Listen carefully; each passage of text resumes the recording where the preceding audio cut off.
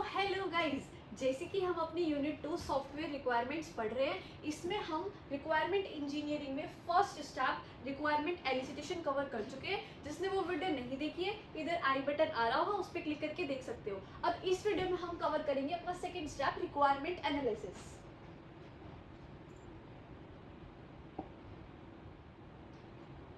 It identify defects, inconsistencies, risk and error. इसके नाम से आपको पता लग रहा होगा एनालिसिस। यहाँ पे हम एनालिसिस करने वाले हैं। किस चीज़ का एनालिसिस करेंगे? डिफेक्ट्स का, इनकंसिस्टेंसीज का, रिस्क और एरर्स का। अब ये हम एनालिसिस कैसे करेंगे? With the help of context diagram. सबसे पहले हम कॉन्टेक्स्ट डायग्राम को ड्रॉ करेंगे, फिर डेवलप प्रोटोटाइप करेंगे। ये ऑप्शनल होता है पर हम फिर भी कर लेंगे। एक बार अपना प्रोटोटाइप बना के देख लेंगे कि हमारा फाइनल प्रोडक्ट कैसा लगने वाला है, उसका छोटा वर्जन। फिर model the requirements, finalize the requirements. इसमें सबसे इंपॉर्टेंट कौन सा स्टेप रहेगा और सबसे ज़्यादा स्टेप्स कौन से हमारे स्टेप में रहेंगे इस वाले के अंदर? इसमें हमारे 4 स्टेप्स रहने वाले हैं, वो भी हम आगे कवर करेंगे। वो भी ईआर डायग्राम जो आपने पढ़ा होगा पहले डेटाबेस मैनेजमेंट सिस्टम में, और हमारा डीएफडी डेटा फ्लो डायग्राम, और भी काफ़ी कुछ रहेगा। तो ये 4 चीज़ें इसमें रहेंगी। एक बार थोड़ा सा आप कंटेक्स्ट डायग्राम देख लेना और बस हमारा टॉपिक कवर हो जाएगा एनालिसिस वाला। सबसे पहले हम देख लेते हैं draw the context diagram, step 1 जो हमारा है कि कॉन्टेक्स्ट डायग्राम होता क्या है। It will tell how data is moving. हमारे कॉन्टेक्स्ट डायग्राम में ये बताया जाएगा कि हमारा डेटा किस तरह से मूव कर रहा है। It is a basic sketch. ये बेसिक स्केच रहेगा, बहुत बेसिक रहने वाला है कि हाँ ठीक है, आपके सिस्टम में ये चीज़ें एग्जिस्ट करती है और ये है। It is high level view of a system. आपके सिस्टम का हाई लेवल व्यू रहने वाला है कॉन्टेक्स्ट डायग्राम। अब कॉन्टेक्स्ट डायग्राम में कंपोनेंट्स क्या क्या होने वाले हैं और उनके सिंबल्स क्या है। सबसे पहले एंटिटी, प्रोसेस, फ्लो लाइन। अब एंटिटी मल्टीपल हो सकती है, प्रोसेस सिंगल रहेगा, एक प्रोसेस रहेगा, उसके चारों तरफ एंटिटीज रहेंगी और उसको हम कनेक्ट कैसे करेंगे? With the help of flow lines. Okay, तो एक बार हम एग्जांपल से समझ लेते हैं कि कॉन्टेक्स्ट डायग्राम बनता कैसे है और होता क्या है इसमें। तो लाइब्रेरी मैनेजमेंट सिस्टम का हम कॉन्टेक्स्ट डायग्राम देखते हैं।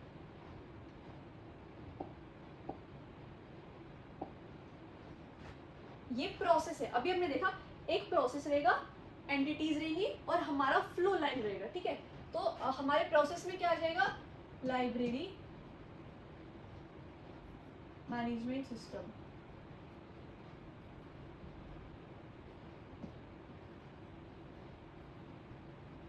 अब आपकी लाइब्रेरी से क्या क्या एंटिटीज कनेक्ट होंगी वो हमारी आ जाएगी एंटिटी में। अब क्या क्या रहेगी? सबसे पहले आपका स्टाफ, ठीक है, जो लाइब्रेरी को मैनेज कर रहा होगा। फिर अब आप यहाँ पे या तो स्टूडेंट्स लिख सकते हैं या फिर हम यूजर बोल सकते हैं। अब या अगर आपके कॉलेज की लाइब्रेरी रहेगी तो उसमें ज़्यादातर स्टूडेंट्स को हम देखते हैं कि हाँ स्टूडेंट्स आ रहे हैं पढ़ रहे हैं। लेकिन अगर बाहर लाइब्रेरी रहेगी तो उसमें यूजर लिख सकते हैं, रीडर लिख सकते हैं, वट एवर। ओके, अब आपके स्टूडेंट से यूजर है तो उनका डेटाबेस भी होगा।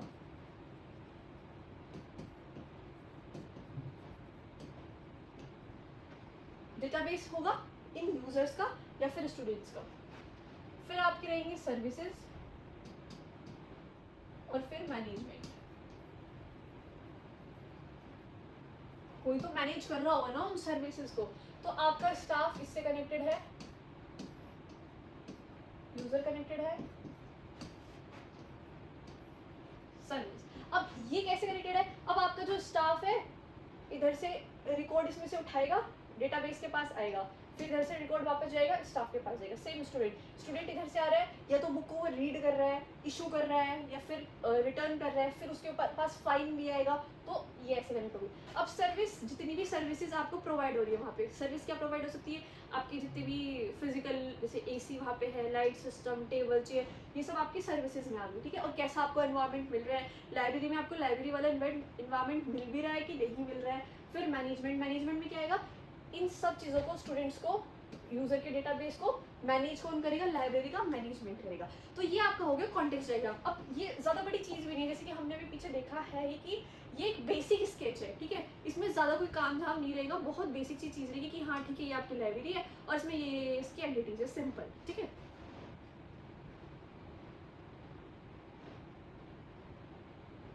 अब हम देखते हैं अपना सेकेंड स्टेप। ठीक है, डेवलपमेंट ऑफ प्रोटोटाइप, जो कि हमारा ऑप्शनल भी है बट स्टिल हम करेंगे। ये क्या होता है? Efficient way to find what customer really want. अब कस्टमर को एक्चुअली किस चीज की जरूरत है और क्या चाहिए, ये हमारा प्रोटोटाइप से पता लगेगा। प्रोटोटाइप से कैसे पता लगेगा? जब एक बार आप किसी भी प्रोडक्ट का प्रोटोटाइप बना लोगे तभी आपको पता लगेगा कि एक्चुअली वो हेल्पफुल है भी, वो उस प्रॉब्लम को सॉल्व कर भी रहा है कि नहीं कर रहा है। Should be build quickly and relatively low cost. ये ऐसा होना चाहिए कि एकदम से आपका प्रोटोटाइप बन जाए, ना आपको इस पर ज़्यादा टाइम लगाना है और ना आपको इस पर ज़्यादा अपनी इन्वेस्टमेंट करनी है। In terms of time and cost both, आपको बहुत ही बेसिक रखना है, ना टाइम ज़्यादा लगाना है ना कॉस्ट ज़्यादा लगानी, कि हाँ बस आपको इसे पता लग जाए बेसिक बेसिक कि ठीक है आपका ये प्रोडक्ट रहने वाला है, इसका मिनी वर्जन क्या रहेगा। तो इसलिए हम अपना प्रोटोटाइप बनाते हैं। अब हम आते हैं अपने थर्ड स्टेप पे, जो कि काफ़ी लंबा है, मॉडल द रिक्वायरमेंट्स। अब ये क्या होता है? Consist various graphical representations of data flow. अब यहाँ पे हम अपने डेटा का जो फ्लो हो रहा है ना वो ग्राफिकली देखेंगे। ये नहीं कि हम ऐसे लिख के कर रहे हैं कुछ नहीं, हम देखेंगे उसको कि ओके यहाँ से फ्लो ऐसे जा रहा है, ऐसे जा रहा है, ऐसे जा रहा है। Helps to find incorrect, missing and inconsistent requirements. अब इसमें हम अपनी रिक्वायरमेंट्स देखेंगे कि ठीक है ये हमारी रिक्वायरमेंट्स है और ये रिक्वायरमेंट्स मिसिंग है, ठीक है, या फिर इनकरेक्ट है, मिसिंग है, इनकंसिस्टेंट है। इसमें हमारे अपने सारे रिक्वायरमेंट्स को देख लेंगे क्या क्या है, कैसे कैसे है। अब ये हम 4 तरीके से देख सकते हैं। सबसे पहले data flow diagram, PR diagram, data dictionary, decision table. Data flow diagram हमारा 3 लेवल्स का होता है, लेवल 0, लेवल 1, लेवल 2 अभी हम आगे देखेंगे। ER diagram, entity relationship diagram, ये आपने डेटाबेस मैनेजमेंट सिस्टम में भी पढ़ा होगा और अगर नहीं पढ़ा है तो इधर हम कवर करेंगे। डेटा डिक्शनरी भी बहुत छोटा सा टॉपिक है और डिसीजन टेबल भी बहुत छोटा सा टॉपिक है। सबसे पहले हम देख लेते हैं अपना डेटा फ्लो डायग्राम।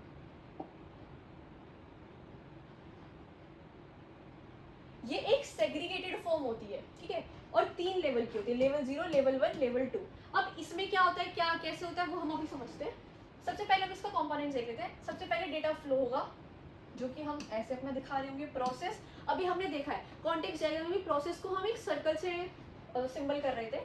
सोर्स या फिर सिंक बोलेंगे इसको हम, ये आप एंटिटी की जैसे समझ सकते हो पर ये एंटिटी नहीं होती। और डेटा स्टोर, हमारा एक इसमें डेटाबेस या फिर डेटा स्टोर भी होगा। अभी आपको समझ में नहीं आ रहा होगा, जब हम इसको with the help of diagrams देखेंगे तब आपको एकदम से समझ आएगा। एक रियल लाइफ एग्जांपल उठाएंगे और उस पर इम्प्लीमेंट करेंगे।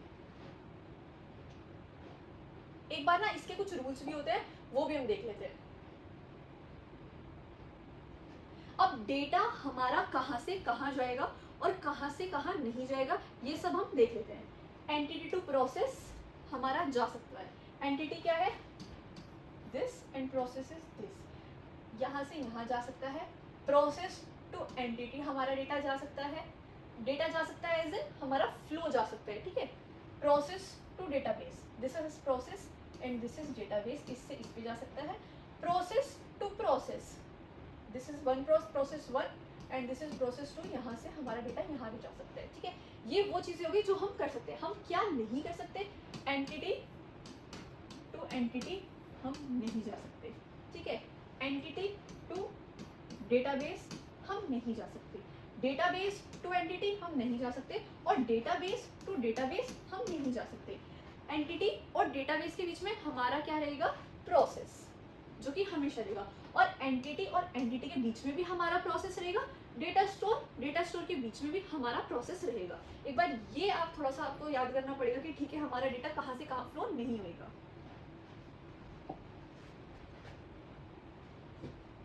अब सबसे पहले हम DFD of railway ticket generation के एग्जाम्पल से समझ लेते हैं। इसमें हम 3 लेवल कवर करेंगे, लेवल 0, लेवल 1 एंड लेवल 2। अब हम देखते हैं कि क्या होता है ये लेवल 1, लेवल 2, लेवल 3 और लेवल। सबसे पहले क्योंकि हम लेवल 0 पे बात कर रहे हैं अभी, तो यहाँ पे सिंगल प्रोसेस रहेगा आपका, मल्टीपल एंटिटी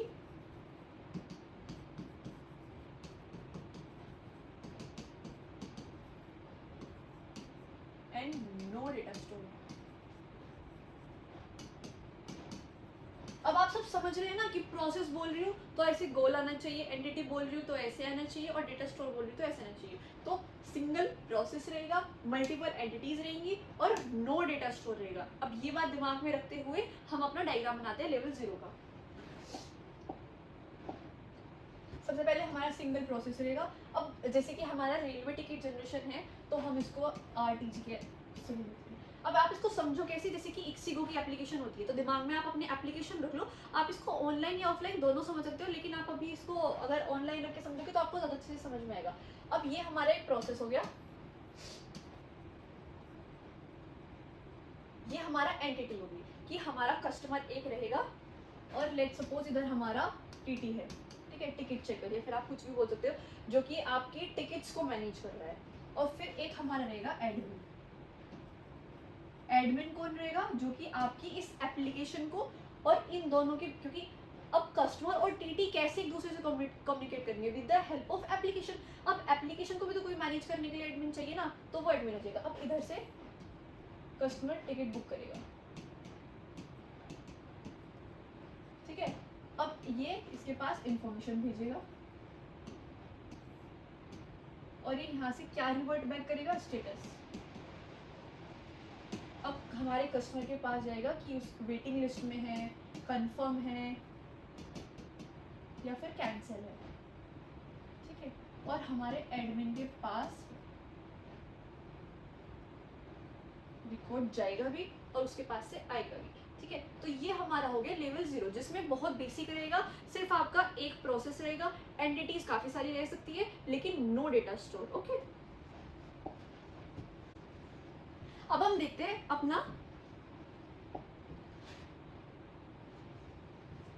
अब हम देखते हैं लेवल 1 में क्या रहेगा। कुछ भी चेंजेस नहीं रहेंगे, बस हमारा जो अभी बेसिक वर्जन था उसको हम थोड़ा सा एडवांस वर्जन कर देंगे। वो कैसे, देखते हैं। सबसे पहले हम देख लेते हैं, जैसे उसमें सिंगल प्रोसेस था तो इसमें हमारा मल्टीपल प्रोसेस रहेगा, मल्टीपल ही हमारी एंटिटीज होंगी और मल्टीपल हमारा डेटाबेस रहेगा। डेटाबेस में डेटा स्टोर बोलूँ या डेटाबेस बोलूँ, दोनों सेम बात रहेगी, ठीक है। इसमें सब कुछ मल्टीपल रहेगा। अब देख लेते हैं, उसमें जैसे हमने वो बनाया था उतना हम बनाएंगे ही, उसको हम आगे एनहांस करेंगे। वो कैसे, सबसे पहले RTG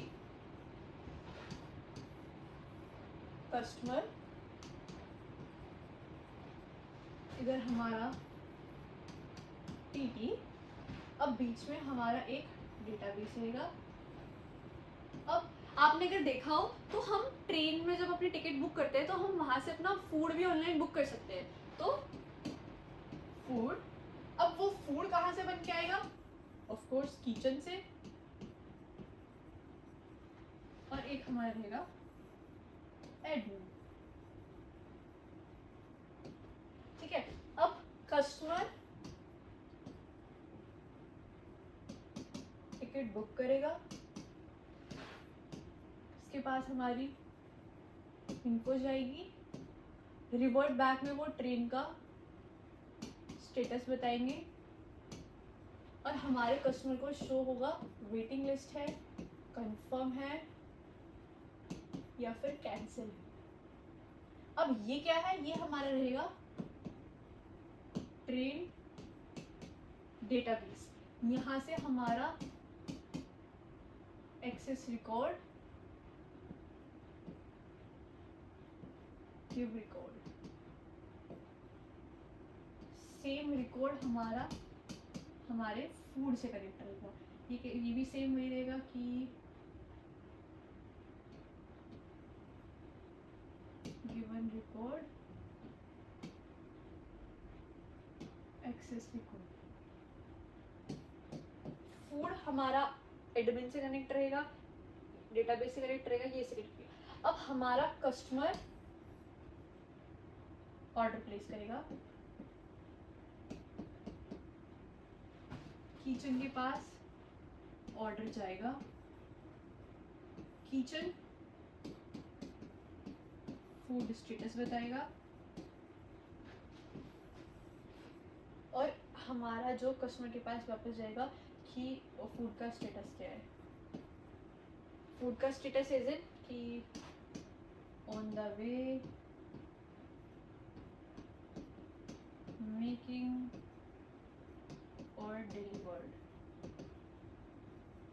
यहाँ पे हमारा इंफॉर्मेशन एक्सेस करेगा, ठीक है। ये हमारा हो गया पूरा लेवल 1। लेवल 1 में हमने क्या देखा है, मल्टीपल प्रोसेस है, मल्टीपल हमारे मल्टीपल एंटिटी है, मल्टीपल प्रोसेस है और हमारा डेटाबेस भी है। डेटाबेस या फिर डेटा स्टोर, कुछ भी कह सकते हैं।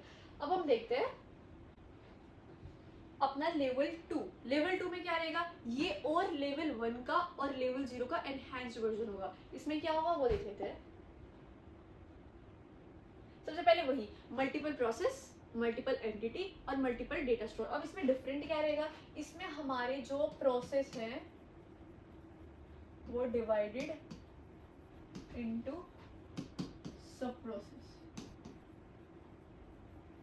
एक ये पॉइंट हो गया और दूसरा पॉइंट हो गया, इसमें हमारी multiple internal and external entities रहेंगी, ठीक है। ये हमारी दो चीज इसमें नहीं आएंगी और ये है हमारा प्रो वर्जन ऑफ डीएफडी, ठीक है। बेसिक वर्जन हमारा हो गया आपका लेवल 0, फिर उसका एडवांस वर्जन हमारा हो गया लेवल 1 और प्रो वर्जन हमारा हो गया लेवल 2। अब देखिए सबसे पहले हम वही बनाएंगे जो हमने लेवल 0 में।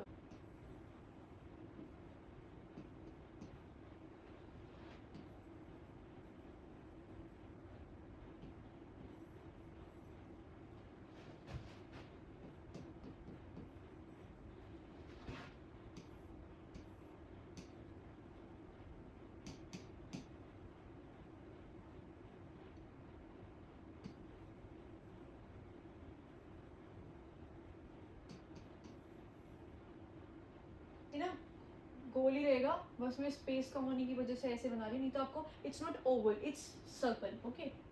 फिर डिपार्टमेंट हमारा अलग अलग रहेगा।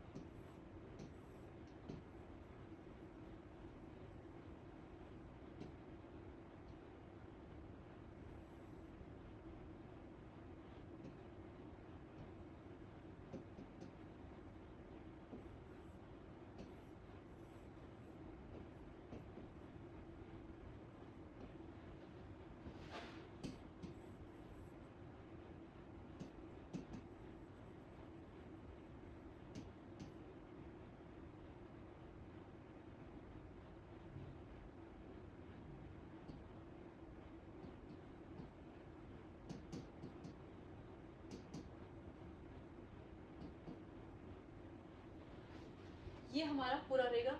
कस्टमर इधर से जाएगा, टिकट बुक करेगा, टीटी के पास इन्फो जाएगी, वो ट्रेन का स्टेटस बताएंगे और फिर इधर से हमारी टिकट वेटिंग लिस्ट, कंफर्म और फिर कैंसिल है ये पता लगेगा, गिव रिकॉर्ड, एक्सेस रिकॉर्ड, ठीक है, info given, access info. Department हमारा एक प्रोसेस है और उसके सब प्रोसेस रहेंगे फूड, सिक्योरिटी और सर्विस। अब हमारा फूड कनेक्टेड है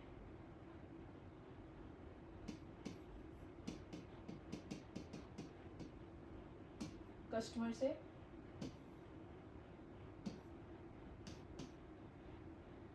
इधर से कस्टमर ऑर्डर प्लेस कर रहा है, किचन के पास ऑर्डर जा रहा है, इधर से स्टेटस भेज रहे हैं और ये यहाँ से उसका कि रिजेक्टेड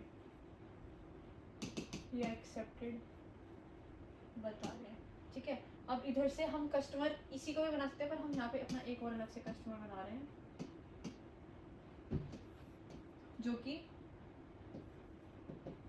गिव फीडबैक,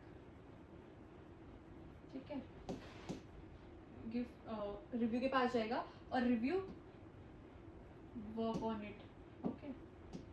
अब एडमिन के पास इन्फो रहेगी हमारी पूरी।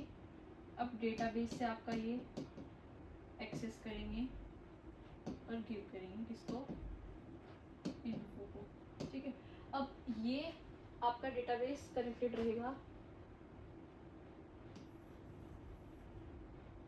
सब प्रोसेस से। डेटाबेस आपका कनेक्ट नहीं होगा, प्रोसेस से कनेक्ट होगा, ठीक है। यहाँ से सेम हमारा वही access info and give info. तो ये हमारा हो गया लेवल 2 का। इसमें हमने अपना पूरा एक एक चीज कवर करी है कि फर्स्ट वाले में हमने सिर्फ देखा कि ठीक है कस्टमर है और एक टिकट चेकर या कोई भी है, एक एडमिन रहेगा और वो अपना कैसे कैसे प्रोसेस हो रहा है सिंपल वो देगा। फिर हमने लेवल 1 में देखा कि किस तरह से फूड किचन भी कनेक्टेड है हमारे रेलवे सिस्टम से। अब सेकंड स्टेप में हमने सब कुछ ऑलमोस्ट कवर कर लिया, security, service, feedback, food, TT, customer, सब कुछ। तो ये हमारा हो गया लेवल 2। हमने देखा हमारा डेटा फ्लो कैसे हो रहा है, तो this is called data flow diagram कि हमारा डेटा कहाँ से कहाँ जा रहा है, कैसे कैसे जा रहा है। ये हमने उसको अपना रिप्रेजेंटेशन फॉर्म में देख लिया, ग्राफिकल फॉर्म में देख लिया है, ठीक है। अब नेक्स्ट टॉपिक है हमारा ईआर डायग्राम। ये हम करेंगे अपनी नेक्स्ट वीडियो में कवर। तब तक के लिए जय हिंद, जय भारत, वंदे।